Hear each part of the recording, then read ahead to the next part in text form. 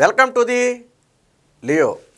మొత్తంగా ఈ రోజుతో 2025కి స్వస్తి చెప్పి కొత్త ఆశలతో 2026కి స్వాగతం చెప్పడానికి ప్రపంచమంతా కూడా సిద్ధమైపోతుంది.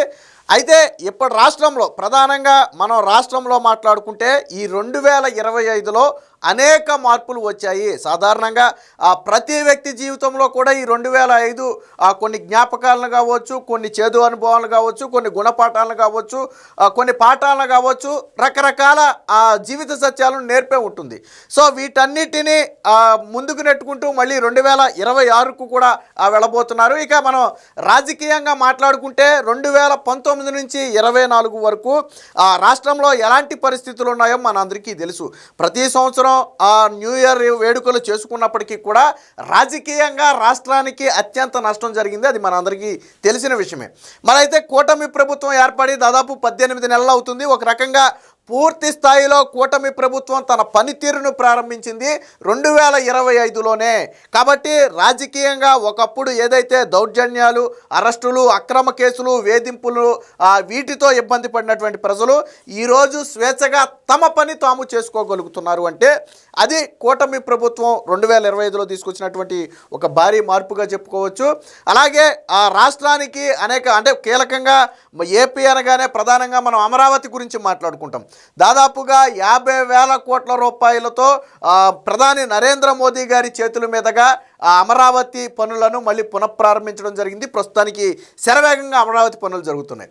ఇక రెండవ అతిపెద్ద ప్రాజెక్ట్ అయినటువంటి పోలవరానికి సంబంధించి 2027 మార్చి నాటికి టార్గెట్గా పెట్టుకున్నారు. దానికి సంబంధించి కేంద్రం నుంచి నిధులు రప్పించడం కావచ్చు, ప్యాకేజీ విషయంలో కావచ్చు, కేంద్రాన్ని ఒప్పించి చంద్రబాబు గారు పోలవరం పనులను కూడా శరవేగంగా పరిగెత్తిస్తున్నారు. నిన్నగాక మొన్న 2 రోజుల క్రితం పోలవరం ప్రాజెక్ట్ అథారిటీ CEO కూడా వచ్చి పోలవరం ప్రాజెక్టు పనితీరుల మీద పూర్తి సంతృప్తి వ్యక్తం చేయడమే కాకుండా చంద్రబాబు గారు కృతనిశ్చయంతో 2027 నాటికి పూర్తి చేయాలని కృతనిశ్చయంతో ఉన్నారు. అధికారులు కూడా ఆ దిశగా పనిచేయాలని చెప్పి ఆయన చెప్పడం జరిగింది. ఇక అన్నిటికీ మించి వైసీపీ హయాంలో ప్రధానంగా పెట్టుబడులు అనేవి పక్క రాష్ట్రాలకు పారిపోయాయి. మన రాష్ట్రంలోనే ఉండేటువంటి అమర్ రాజా బ్యాటరీస్ కావచ్చు, లేదా జాకీ కంపెనీ కావచ్చు, ఫ్రాంక్లిన్ టెంపుల్టన్ కావచ్చు, సో ఇలాంటి అనేక కంపెనీలు, లూలు కావచ్చు, ఇలాంటి అనేక కంపెనీలు వైసీపీ హయాంలో వెనక్కి పారిపోయాయి. ఇవన్నీ గతంలో టీడీపీ హయాంలో ఒప్పందం కుదుర్చుకున్నటువంటి కంపెనీలు. సో అలాంటి పరిస్థితుల నుంచి, రాష్ట్రం నుంచి కంపెనీలు పారిపోయే పరిస్థితి నుంచి ఈరోజు ప్రపంచమే రాష్ట్రం వైపు చూసే స్థాయిలో కంపెనీలు వచ్చాయి. అది 2025లో సాధ్యమైంది.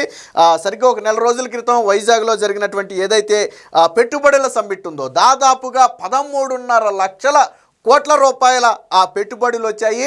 ప్రపంచమే మన వైపు చూసేలాగా గూగుల్ దాదాపుగా 134,000 కోట్ల రూపాయలతో డేటా సెంటర్ ఏర్పాటు చేయడానికి, ఆర్టిఫిషియల్ ఇంటెలిజెన్స్ ఏర్పాటు చేయడానికి కూడా నడుం బిగించింది. అంతకు మించి అన్నట్టు అర్సెలర్ మిట్టల్ స్టీల్ ప్లాంట్ ఏర్పాటు చేయడానికి 141,000 కోట్ల రూపాయలతో స్టీల్ ప్లాంట్ ఏర్పాటు కూడా రంగంలోకి వచ్చింది. ఆల్రెడీ TCS ఇప్పటికే తన పనులు ప్రారంభించింది. కాగ్నిజెంట్కి మొన్న మధ్యనే శంకుస్థాపన కూడా చేశారు. సో ఇలా 1 కాదు 2 కాదు అనేక పేరు మోసినటువంటి కంపెనీలు వచ్చాయి. ఇక అమరావతిలో ఒకేసారి 10కి పైగా బ్యాంకులకు కేంద్ర ఆర్థిక మంత్రి నిర్మలా సీతారామన్ చేతుల మీదుగా శంకుస్థాపన కూడా చేయడం జరిగింది. అంటే ఒక పక్క అమరావతి పరుగులు పెడుతుంది, మరో పక్క పోలవరం పరుగులు పెడుతుంది. ఇక దీని తర్వాత సంక్షేమం, గతంలో ఏదైతే సూపర్ 6 హామీతో కూటమి ప్రభుత్వం గెలిచిందో అందులో ప్రధాన హామీలను 2024లో ఎన్నికల్లో గెలిచిన వెంటనే నెరవేర్చేశారు. మిగిలిన హామీలు 2025లో పూర్తి స్థాయిలో అయితే నెరవేర్చడం జరిగింది. అందులో ప్రధానంగా మనం చూసుకుంటే పింఛన్ల పెంపు అనేది అప్పుడు వెంటనే చేయడం జరిగింది. అలాగే ఉచిత బస్సుని ఈ ఏడాది ప్రారంభించారు. అలాగే అన్నదాత సుఖీభవనం ఈ ఏడాది ప్రారంభించారు.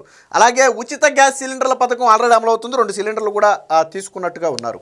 ఇకపోతే ఇంకొకటి ఏంటి, ఉద్యోగ కల్పన. దీని గురించి మాట్లాడుకుంటే ముఖ్యంగా నారా లోకేష్ గారి నాయకత్వంలో రాష్ట్రంలో పెట్టుబడులతో పాటు ఉద్యోగ కల్పన అధికంగా జరిగింది. ఒక పక్క ప్రైవేటు కంపెనీలు రప్పిస్తూ అటు ఉద్యోగ అవకాశాలు కల్పిస్తూనే ఇటు ప్రభుత్వ రంగంలో భర్తీలను కూడా ఖాళీ చేస్తున్నారు. దాదాపుగా 20,000 పోస్టులతో ఒక మెగా డిఎస్సిని అయితే పూర్తి చేశారు. దాని నియామకాలు కూడా అయిపోయినాయి. ఇప్పుడు ఆల్రెడీ వాళ్ళందరూ కూడా ఆ స్కూల్స్లో చేరి విద్యార్థులకు పాఠాలు కూడా చెప్తున్నారు. ఇకపోతే మరో పక్క ఇటీవల 6,100 కానిస్టేబుల్ నోటిఫికేషన్ ఏదైతే వైసీపీ హయాంలో నోటిఫికేషన్ విడుదల చేసి తర్వాత దాన్ని మరుగున పడేశారో ఆ నోటిఫికేషన్ను కూడా ఫుల్ఫిల్ చేసి వాళ్ళందరినీ కూడా ట్రైనింగ్కి పంపడానికి సిద్ధం చేస్తున్నారు.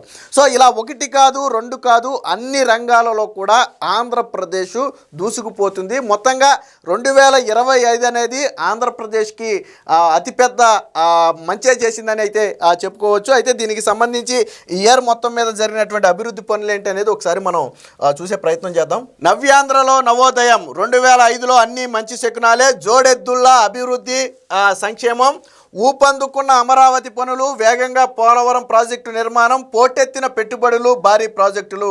విశాఖ సదస్సులో 13 లక్షల కోట్ల ఎంఓయూలు, 1.35 లక్షల కోట్లతో విశాఖలో గూగుల్ డేటా సెంటర్ ఏర్పాటు, అమరావతిలో క్వాంటమ్ వ్యాలీ దిశగా అడుగులు, గ్రీన్ ఎనర్జీ హబ్బు, డ్రోన్ క్యాపిటల్గా రాయలసీమ, పంచాయతీరాజ్లో సంస్కరణలు, రోడ్లకు మహాదశ, విద్యా వ్యవస్థలో పెను మార్పులు, మెగా డిఎస్సి.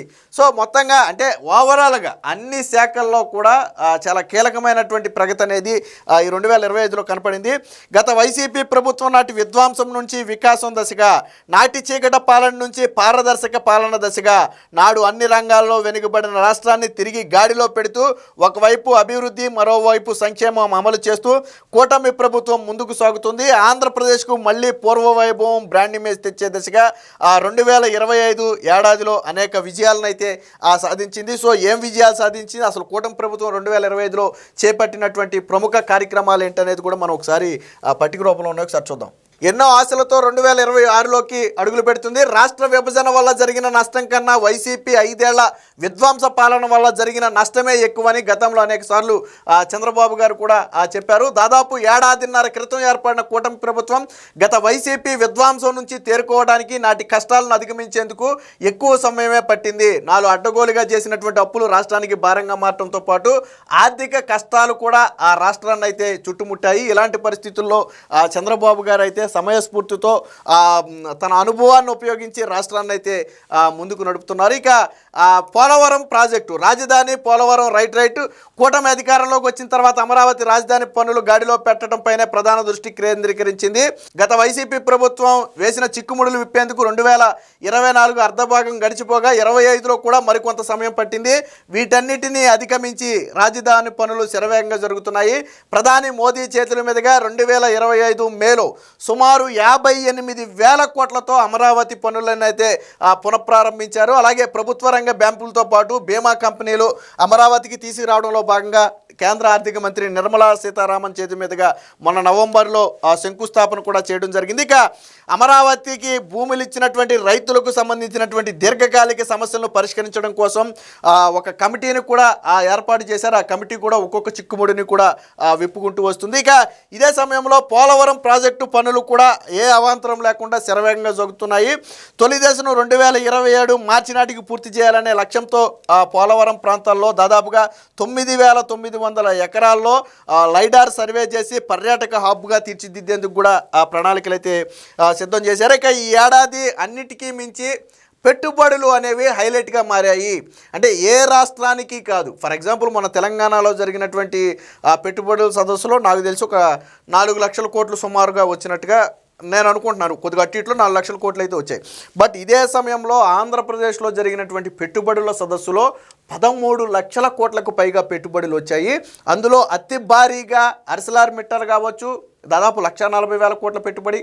గూగుల్ అమెరికా వెలుపల, ప్రపంచంలోనే అమెరికా వెలుపల పెడుతున్నటువంటి అతి భారీ పెట్టుబడి మన ఆంధ్రప్రదేశ్లోనే.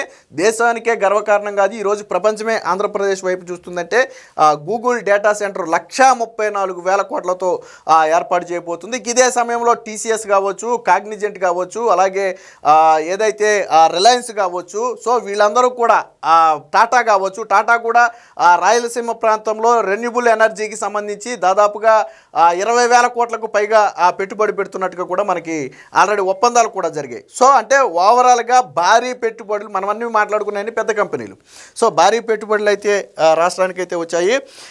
రాష్ట్ర ఆర్థిక రాజధాని విశాఖకు ఐటీ పరిశ్రమలు వెల్లువెత్తుతున్నాయి. టీసీఎస్ ఇప్పటికే ప్రారంభం కాగా కాగ్నిజెంట్ నిర్మాణ పనులు ప్రారంభించింది. 2025లో విశాఖలో అతిపెద్ద ప్రాజెక్టు గూగుల్ డేటా సెంటర్ వచ్చింది. సుమారు $15 బిలియన్ అంటే 134,000 కోట్లు పెట్టుబడి ఈ డేటా సెంటర్ ఏర్పాటు చేస్తుంది. అన్ని అనుమతులు పూర్తి చేసుకుని 2026లో నిర్మాణ పనులు ప్రారంభించేందుకు రంగం సిద్ధం చేసింది. ఇక 141,000 కోట్లతో అర్సిలార్ మిట్టల్ స్టీల్ ప్లాంటు ఏర్పాటుకి ఆల్రెడీ రాష్ట్ర ప్రభుత్వంతో ఒప్పందం కుదుర్చుకుంది. ఇక రాయలసీమ డ్రోన్ ఎనర్జీ హబ్గాను అలాగే గ్రీన్ ఎనర్జీ హబ్గాను డ్రోన్ క్యాపిటల్గాను రూపుదిద్దేందుకు కూడా రంగం సిద్ధమవుతుంది. ఇక రెన్యూబుల్ ఎనర్జీ రంగంలో టాటా పవర్ ఎనర్జీ లిమిటెడ్ 7,000 మెగావాట్ల సోలారు విండు హైబ్రిడ్ రెన్యూబుల్ ఎనర్జీ ప్రాజెక్టులకి అయితే ఒప్పందం చేసుకుంది. దాదాపుగా 49,000 కోట్ల రూపాయలు టాటా అయితే ఈ విభాగంలో అయితే ఇన్వెస్ట్ చేయబోతుంది. ఇక ఈ 2025లో ప్రధానంగా చేసినటువంటి పనులు ఏంటనేది మనం కొన్ని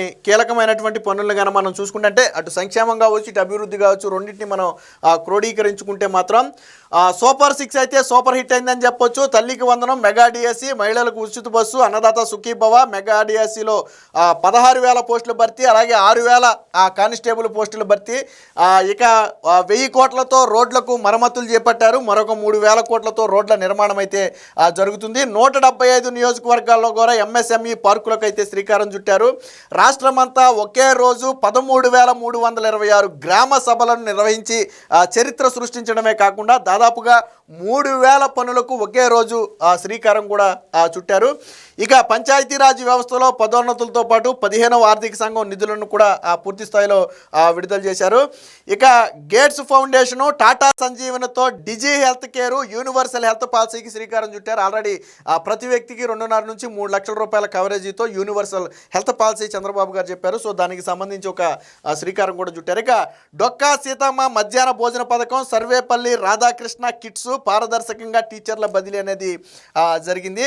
ఇక 1,00,000 కోట్లతో నేషనల్ హైవే రైల్వే ప్రాజెక్టులకు అయితే ఈ సంవత్సరం అయితే శ్రీకారం చుట్టారు. ఇక తల్లికి వందనం పథకం కింద 67 లక్షల మంది విద్యార్థులకు దాదాపుగా 10,090 కోట్లు జమ చేశారు. స్త్రీశక్తి పేరుతో ఒక 3.5 కోట్ల ఉచిత ప్రయాణాలు కల్పించారు. అన్నదాత సుఖీభవ ద్వారా 46 లక్షల మంది రైతులకు 6,300 కోట్ల రూపాయలు అయితే జమ చేశారు. దీపం పథకం కింద ఈ ఏడాదికి 3 ఉచిత గ్యాస్ సిలిండర్లు, అందులో 2 సిలిండర్ల కోసం ఇప్పటికే 2,648 కోట్లు అయితే ఖర్చు చేశారు. ఇక సామాజిక భద్రతా పెన్షన్లకు రికార్డు స్థాయిలో అంటే దేశంలోనే ఏ రాష్ట్రం ఇవ్వని స్థాయిలో సామాజిక పెన్షన్లు అయితే ఆంధ్రప్రదేశ్ ప్రభుత్వం ఇస్తుంది. దాదాపుగా 50,000 కోట్ల రూపాయలను 2025లో కేవలం సామాజిక పెన్షన్లకే కూటమి ప్రభుత్వం అయితే ఖర్చు చేసింది. ఇక మత్స్యకార భరోసా కింద ఏడాదికి 20,000 చొప్పున దాదాపుగా 250 కోట్లు, ఆటో డ్రైవర్ సేవలో పథకంలో 15,000 చొప్పున దాదాపుగా 436 కోట్లు, అలాగే 8,427 మంది పాస్టర్లకు 5,000 చొప్పున ఒక 51 కోట్లు, ఇమాంలకు 10,000 చొప్పున, మౌజంలకు 5,000 చొప్పున ఒక 90 కోట్లు, పురోహితులకు 15,000 చొప్పున, నాయి బ్రాహ్మణులకు 15,000 వేతనాన్ని 25,000కి అయితే పెంచారు.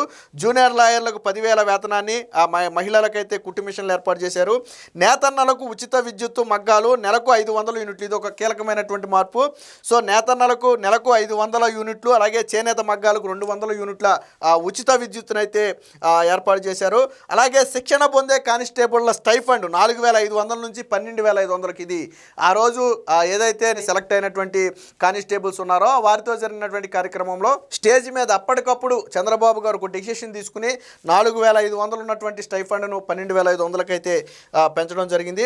ఇక అంగన్వాడీ కార్యకర్తలకు, ఆశా వర్కర్లకు ఈ ఏడాది నుంచే గ్రాట్యుటీని అయితే అమలు చేశారు. పారిశ్రామిక రంగంలో మొత్తంగా 23 కొత్త పాలసీలు తీసుకువచ్చారు.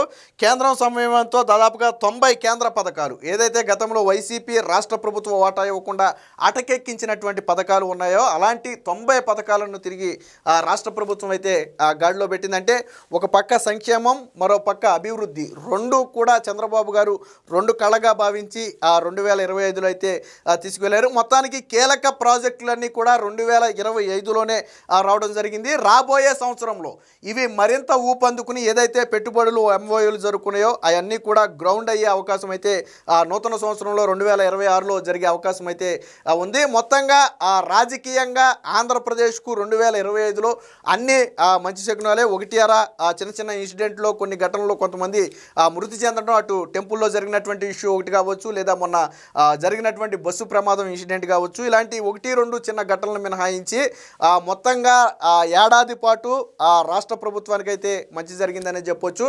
సో ఇదే మంచిదంటే ఇదే సంక్షేమం, ఇదే అభివృద్ధితో రాబోయే నూతన సంవత్సరాన్ని కూడా ఈ కూటమి ప్రభుత్వం కొనసాగిస్తుందని ఆశిస్తూ అందరికీ ముందుగా నూతన సంవత్సర శుభాకాంక్షలు. Please subscribe to Leo news for more videos.